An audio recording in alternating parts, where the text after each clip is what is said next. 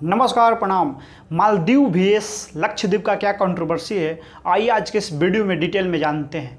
प्रधानमंत्री मोदी के लक्षद्वीप के दौरे के बाद मालदीव सरकार के तीनों मंत्रियों ने भारत और पीएम मोदी को लेकर अभद्र बयान दिए, जिससे विवाद खड़ा हो गया। विवाद से यहां की पर्यटन आधारित अर्थव्यवस्था को खतरा उत्पन्न हो गया है। 2004 की सुनामी और 2014 के जल संकट में भारत ने ही मालदीव को सबसे पहले मदद पहुंचाई। 2018 में ही भारत ने मालदीव को 140 करोड़ डॉलर का आर्थिक सहयोग प्रदान किया। 2018 से 2022 में मालदीव से 87,000 लोग भारत में इलाज कराने आए, जो 5,15,000 आबादी वाले देश का एक बड़ा हिस्सा है। 2020 में भारत के मालदीव को चेचक के 30,000 टीके मुहैया करवाए। इसके बाद कोरोना काल में वैक्सीन से लेकर आवश्यक स्वास्थ्य सुविधाएं भी दी गई। 2023 में खेलों को बढ़ावा देने के लिए भारत ने मालदीव को 4 करोड़ डॉलर मुहैया करवाया। भारत और मालदीव आपस में मानवीय, भाषाई, सांस्कृतिक, धार्मिक और वाणिज्यिक संबंध साझा करते हैं। पिछले कई वर्षों में संबंध घनिष्ठ रहे हैं। 1965 में मालदीव की आज़ादी के बाद उसे मान्यता देने और देश के साथ राजनयिक संबंध स्थापित करने वाले पहले देशों में भारत था। 1965 से ही सैन्य, रणनीति, पर्यटक, आर्थिक, औद्योगिक और चिकित्सालय और सांस्कृतिक जरूरतों के लिए मालदीव भारत पर आश्रित रहा है।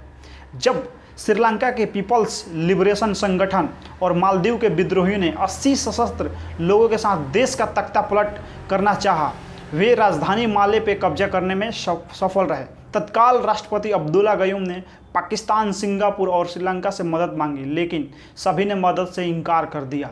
अमेरिका मदद देने को राजी था, लेकिन इसमें 2 से 3 दिन लग सकते थे। अंततः उन्हें मित्र भारत ही नजर आया, जिससे मांगी गई मदद का तुरंत जवाब मिला। भारत ने 16 घंटे के भीतर 500 सैनिकों के साथ ऑपरेशन कैक्टस शुरू कर दिया। इस ऑपरेशन में कुछ घंटे लगे, माले को वापस कब्जे में ले लिया गया। इस ऑपरेशन में भारत के कई सैनिकों ने बलिदान भी दिया। मालदीव की अर्थव्यवस्था अपने पर्यटन क्षेत्र पर बहुत अधिक निर्भर है। पर्यटन यहाँ की विदेशी मुद्रा आय और सरकारी राजस्व का प्रमुख साधन है। पर्यटन सीधे तौर पे मालदीव की जीडीपी का लगभग चौथाई हिस्सा है। पिछले कुछ वर्षों में मालदीव जाने वाले पर्यटकों में भारतीय की संख्या में काफ़ी बढ़ोतरी हुई है। 2018 में देश के पर्यटन बाजार में भारत की हिस्सेदारी लगभग 6.1% थी। 2019 में 2018 की तुलना में लगभग 2 गुनी संख्या में भारत पर्यटक द्वीप देश पहुंचे, जो अन्य देशों के मुकाबले दूसरा सबसे ज़्यादा आंकड़ा था। जब दुनिया महामारी के प्रकोप से गुजर रही थी, ऐसे वक्त में 2020 में मालदीव के पर्यटन बाजार के लिए सबसे बड़ा स्रोत भारत बना। इस साल लगभग 63,000 भारतीयों ने मालदीव का दौरा किया था। दोनों देशों के बीच दशकों से चले आ रहे मधुर रिश्तों में कड़वाहट 2023 के मालदीव आम चुनाव के बाद आई है। दरअसल मालदीव में 9 और 30 दिसंबर 2023 को राष्ट्रपति पद के लिए चुनाव हुए थे। इस चुनाव में पीपुल्स नेशनल कांग्रेस के उम्मीदवार और माले के मेयर मोहम्मद मोइजू ने भारत समर्थक और वर्तमान राष्ट्रपति इब्राहिम मोहम्मद सोलिह को हराया और मालदीव के निर्वाचित राष्ट्रपति बने। इससे पहले चुनाव प्रचार के दौरान मोइजू की पार्टी ने इंडिया आउट का नारा दिया था और अभियान चलाया था, जिससे वहां मौजूद करीब 70 भारतीय सैनिकों को भी वापस भेजने का चुनावी वादा शामिल था। सोलिह की हार के साथ ही यह आशंका जताई गई थी कि भारत और मालदीव के रिश्ते खराब हो सकते हैं, क्योंकि मोइजू चीन समर्थक माने जाते हैं। चुनाव से पहले चीनी कम्युनिस्ट पार्टी के अधिकारियों के साथ एक बैठक में उन्होंने कहा भी था कि अगर वह राष्ट्रपति बनते हैं तो चीन और मालदीव के रिश्तों का नया अध्याय शुरू हो जाएगा। मोइजू के राष्ट्रपति बनने के बाद आशंकाएं हकीकत होने लगी। इसका पहला उदाहरण तब देखने को मिला जब नवंबर 2023 में मालदीव के राष्ट्रपति की शपथ लेने के बाद मोइजू के कार्यक्रम ने आधिकारिक तौर पर घोषणा की कि सरकार ने भारत देश से अपनी सैन्य मौजूदगी वापस लेने के लिए कहा है। यहीं से दोनों देशों के मधुर रिश्ते में कड़वाहट हुई और 3 जनवरी को प्रधानमंत्री नरेंद्र मोदी केंद्र शासित प्रदेश लक्षद्वीप के दौरे पर थे। इस दौरान कुछ तस्वीरें उन्होंने सोशल मीडिया पे साझा की, पोस्ट की, जिसमें समुद्री बीचों के आकर्षक नज़ारे भी देखने को मिले।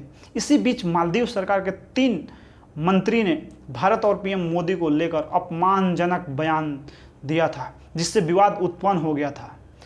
खुद देश में विपक्षियों की तीखी आलोचना के बीच मालदीव सरकार ने तीनों मंत्रियों को निलंबित कर दिया, सस्पेंड कर दिया।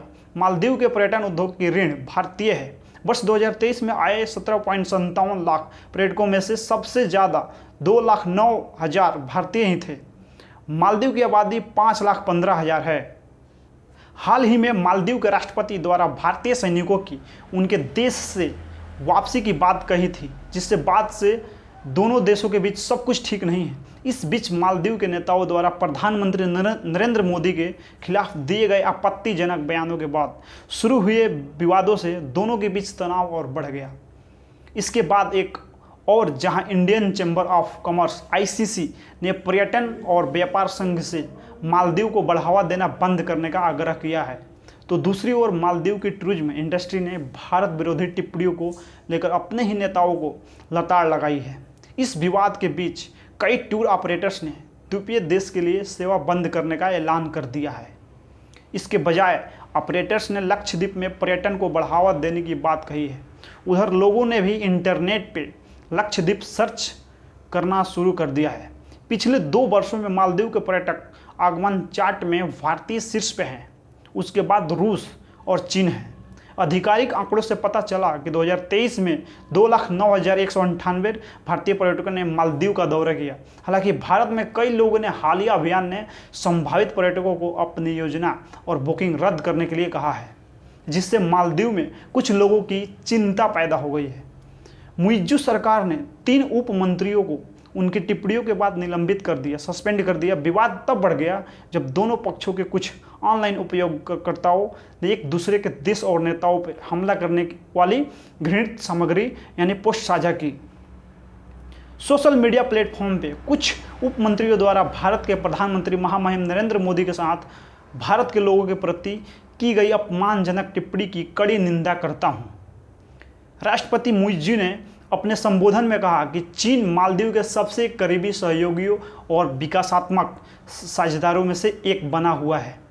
आप लोग इस वीडियो में अपना प्रतिक्रिया दीजिए। बाकी हम मिलते हैं अगला वीडियो में।